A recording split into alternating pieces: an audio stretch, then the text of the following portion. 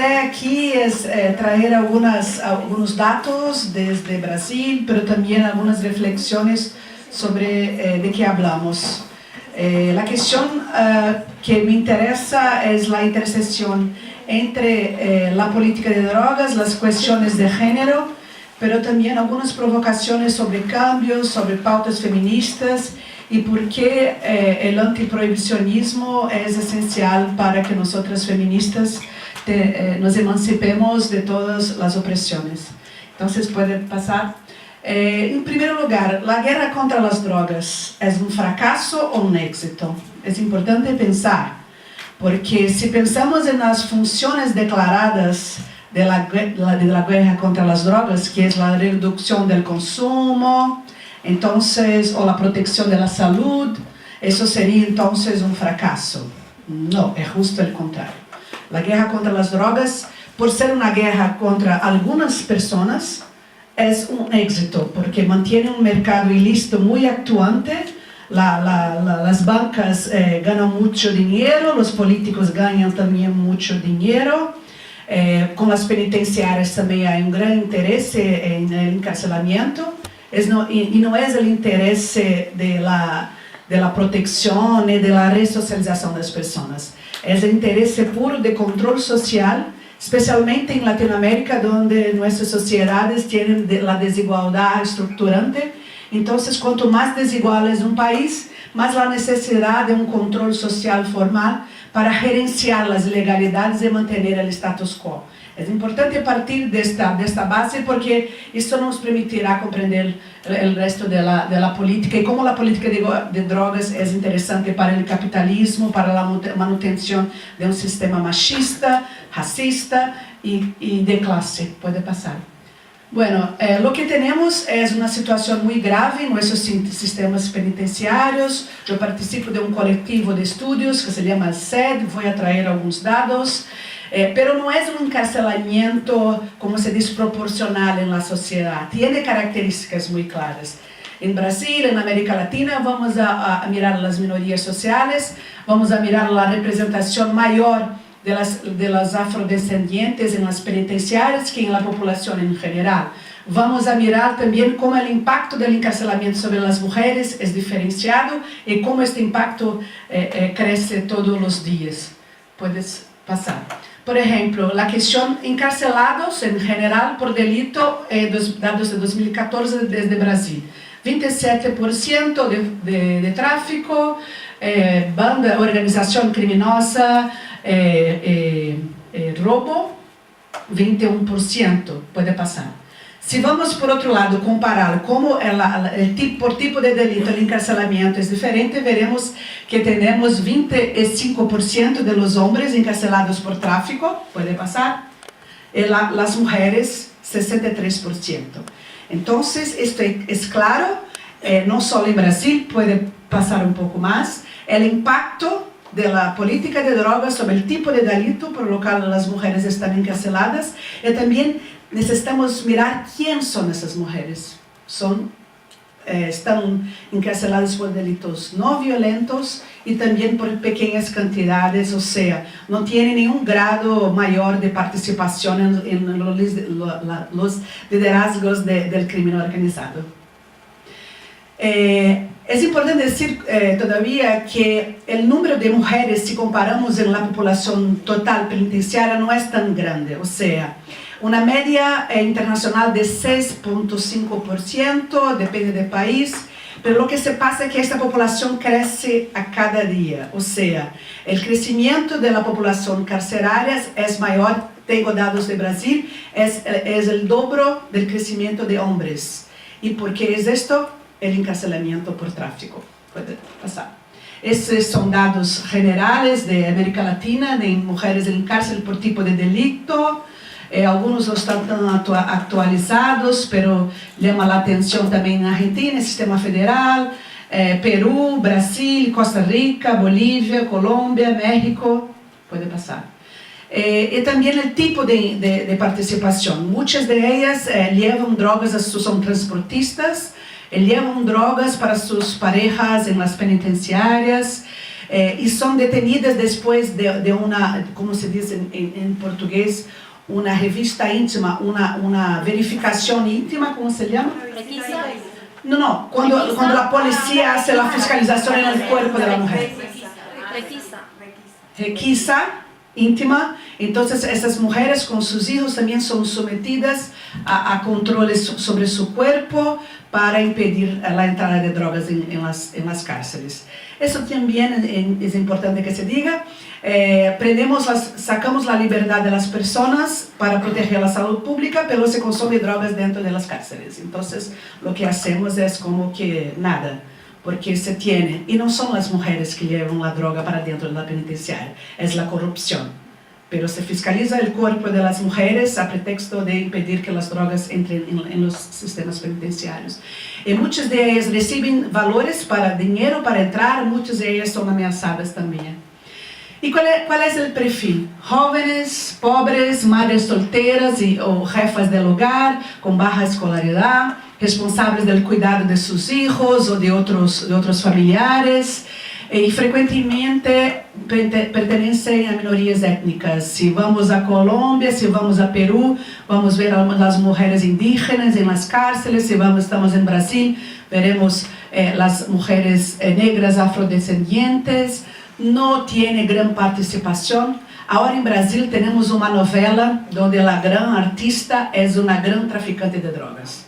Un periodista me preguntó, entonces esta es la representatividad, las mujeres ahora están por toda parte, incluso en el crimen. Yo respondí a él que no, porque el crimen también es machista. Entonces no tenemos mujeres en posición de liderazgo en las cadenas criminales. Pero lo que se pasa también son los efectos en estas mujeres. Ellas no reciben visitas, son abandonadas por sus compañeros, y cuando reciben visitas, son visitas de mujeres, son visitas de sus madres, que muchas veces están con sus hijos, mientras tanto ellas están encarceladas. Y también cuando las tenemos en prisión, esto no impide, no cambia nada la articulación del narcotráfico. Si pensamos en la criminalización del tráfico en general como un mecanismo mismo de encarcelamiento solo para los más vulnerables, lo que tenemos que pensar es que en nuestra región también las mujeres están en condiciones peores de vulnerabilidad que los hombres, por cuenta de que fue dicho también, la cuestión de la feminización de la pobreza. O sea, entre los pobres las mujeres son la mayoría. Y esto en situaciones de crisis, como vivimos hoy, esto se agrava, se potencializa. Y estas mujeres se cobran una responsabilidad por sus hijos. Puede pasar. Entonces, la represión, disculpe, es selectiva, puede pasar. Y los padrones de involucramiento son víctimas, emprendimiento laboral, negocio familiar, mismo relaciones penitenciarias. Algunas de ellas tienen problemas de dependencia de psicoactivos, pero acima de todo la vulnerabilidad social y económica es la caracterización de estas mujeres. Puede pasar. La cuestión de las mujeres madres, yo he hecho una investigación en Brasil, es aún más grave, porque mantenemos esas mujeres en las cárceles, sin la necesaria asistencia, o mismo con las autoridades que intentan hacer lo que sea posible, el tratamiento interno en una situación de privación de libertad es siempre mala para la gravidez. O sea, estar embarazada en una cárcel es una situación de riesgo que no se debería dejar ninguna mujer.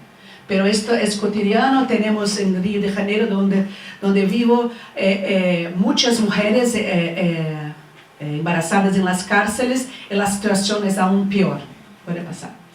Y algunas perspectivas de cambios para esta situación. Después ya hablamos un poco de Ecuador, que era mi buen ejemplo, ya ahora no es más, después que Isabel nos contó la situación, pero con un pequeño cambio en la ley de Ecuador en 2009, hubo una baja de las mujeres, porque si padronizamos, si hay una mayor proporcionalidad entre crimen y pena, como las mujeres están en los bajos escalones del tráfico, si bajamos las penas para esas mujeres, podemos sacarlas de las cárceles. El problema es que fue hecho una reforma, pero ahora ya se cambió, ya está llena de mujeres de nuevo y de hombres también.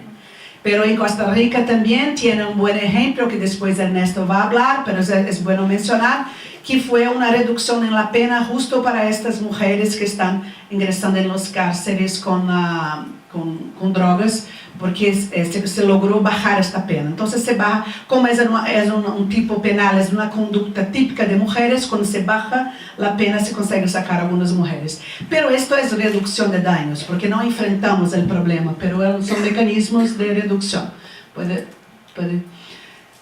Pero ¿cuál es la cuestión principal? Tenemos entonces, ¿cómo vamos a sacar a esas mujeres de las cárceles? A pesar de todas las violaciones de derechos, a pesar de ellas y de las personas pobres en general, sean los que están en las cárceles por el tráfico, y ellos mismos son víctimas de ese sistema, cuando preguntamos si están a favor de la descriminalización, la gran mayoría va a decir que no.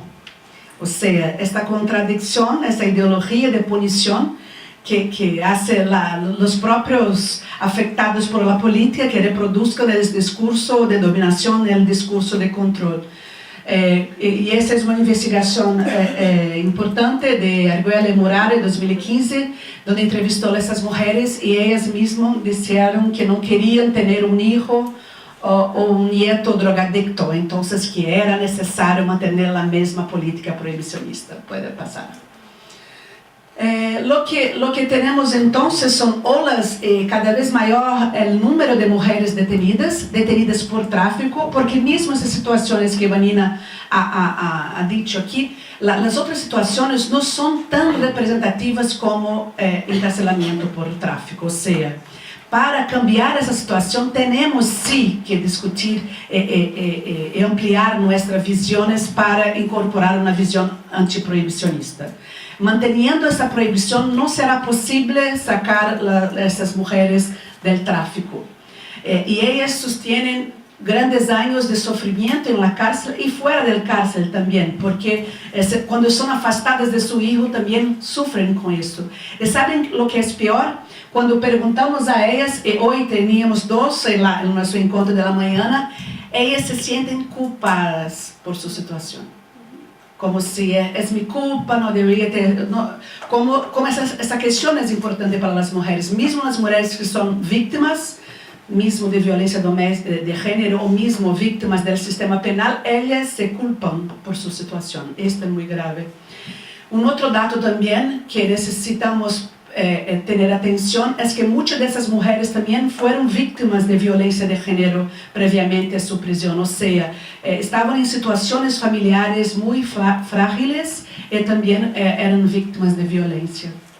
Al mismo tiempo tenemos un discurso académico como este que hago, muy crítico de la criminalización, que no se contacta, que no se conecta con estas mujeres. Entonces su empoderamiento es muy importante, la ampliación del debate en las bases con estas mujeres. Primero, para que no se culpen por un crimen que no debería existir. O sea, la criminalización del tráfico no es necesaria, no es una realidad. La prohibición tiene poco más de 100 años. 100 años. Siempre se vivió con consumo de psicoactivos, pero esta prohibición es que algo nuevo puede pasar. Y aquí traigo la voz de Feliciana, que es una de las entrevistadas de nuestro grupo, que María, Ernesto también y Gabriel también son parte, que es la reflexión de Feliciana sobre su situación. Ella dijo, mira, yo te digo una cosa, tú sales de acá de la cárcel, sales sin una opción de vida, pero bueno, tú quieres hacer las cosas bien, y resulta que el único modo es meterte a trabajar en un restaurante. Tienes tus 3 hijos y tienes que pagar arriendo y darles de comer a todos. Y en el restaurante te van a pagar 300,000 pesos. ¿Tú cómo haces? Dime, tú como mamá, ¿cómo haces? Ahí es donde yo digo, perdóneme, pero yo voy y vendo un día droga y en este día puedo pagar el arriendo y puedo pagar otras cosas también.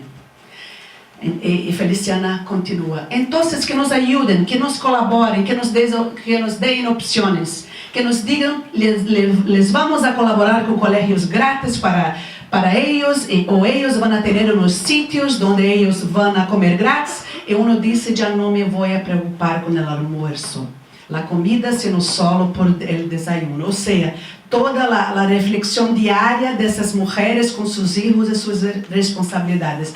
Esta también es una responsabilidad de nosotros, de toda la sociedad, pero principalmente de las feministas. Mirar a esas mujeres como gente, como sujetos de derechos, pero también como sofren las opresiones y cómo las opresiones son diferenciadas para las mujeres. Y esta para mí es la mejor parte. Ella dice, todo el mundo juzga. Esta volvió, pero nadie se ha puesto a pensar, ¿por qué?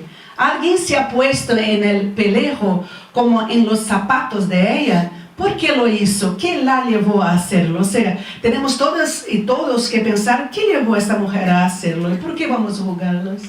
Entonces, ella nos pide que miren a la persona, cada una de ellas como alguien que tiene una vida, que tiene una cuestión que lleva a este tipo de crimen. Puede pasar.